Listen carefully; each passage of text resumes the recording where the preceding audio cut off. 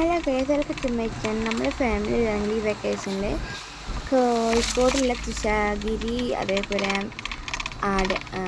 Arippara, കക്കായ dam, കരിയത്തുംപാറയ്ക്ക് പോവുകയാണ്. അപ്പോൾ നിങ്ങൾ ഈ വെക്കേഷനിൽ എങ്ങോട്ടാണ് പോയതെന്നൊന്ന് കമൻറ്റ് പറയാം. പിന്നെ നമ്മുടെ പോയിക്കൊണ്ടിരിക്കുന്ന ഇപ്പോൾ അരിപ്പാറ കക്കായ ഡാമാണ്.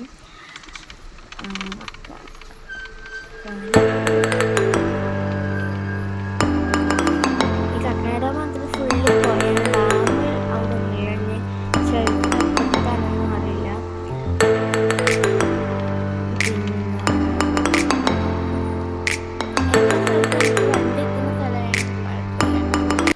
ഇതൊക്കെ എന്തിനാ മലേൻ്റെ മുകളിൽ കൊണ്ടുപോയി വെച്ചെന്നാണ് ഞാൻ ആലോചിക്കുന്നത്. പിന്നെ നമ്മൾ ചാനൽ ആദ്യത്ത് കാണുന്നതിന് സബ്സ്ക്രൈബ് ചെയ്യാൻ, ലൈക്ക് ചെയ്യാൻ മറക്കരുത്. ഇത് പ്ലേസ് വന്നിട്ടുള്ളത് നമ്മുടെ കോഴിക്കോട് വല്ല മലപ്പുറം വയനാട് വല്ലത്തെ സ്ഥലം താമരശ്ശേരി ചുരമൊക്കെ കയറിയതിൻ്റെ ശേഷമുള്ള സ്ഥലമാണ്. ആ കാണുന്നതാണ് കക്കായ ഡാം. അങ്ങനെ എന്തോ ഇത് കരിയത്തുംപാറയിൽ ഇറങ്ങിയതാണ്. നമ്മൾ കക്കായ ഡാമിൻ്റെ അടിയിലുള്ള സ്ഥലമാണ് കരിയത്തുംപാറ. ഇവിടുന്ന് 2 കിലോമീറ്റർ കൂടി കഴിഞ്ഞ് നമ്മൾ തോണിക്കാട് എത്തും. തോണിക്കാട് വരുമ്പോൾ രാത്രി നമ്മൾ വീട് എടുക്കാൻ പറ്റില്ല, അവിടെ ഇറങ്ങിയും ചെയ്തില്ല. പിന്നെ ഇത് നമ്മളിങ്ങനെ അരിപ്പാറയിലോട്ട് പോകണം.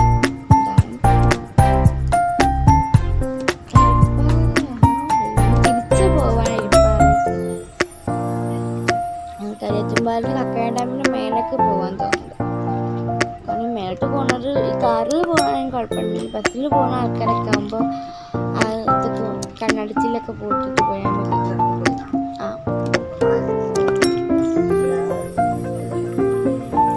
അപ്പം ഈ ബസ്സിലൊക്കെ പോകുന്ന ആൾക്കാരാകുമ്പോൾ സമയത്ത് ഈ മടലും ഇതൊക്കെ നമ്മുടെ മേത്തൊക്കെ വരും. കുറേ വന്നിട്ട് ബസ്സൊക്കെ പറക്കുന്നതായിരിക്കും. ബസ് വരായിരിക്കും. ചെറിയ റോഡാണ്.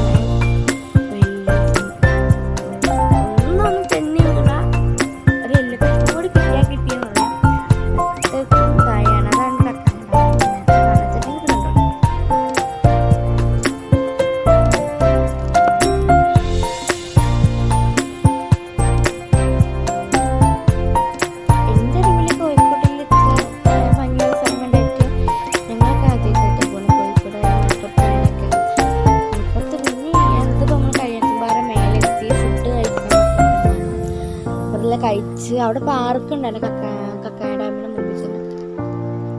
പാർക്കിൽ കുറേ നമ്മളിങ്ങനെ കളിച്ച് അതുവരെ പുറത്തിങ്ങനെ ഇരിക്കണ്ട. പിന്നെ അതൊന്നും കഴിച്ചു. പിന്നെ ബോട്ടിങ് ഒക്കെ ഉണ്ടായിരുന്നു. ബോട്ടിങ് കയാക്കിങ് ഒക്കെ അവിടെ ഉണ്ടായിരുന്നു.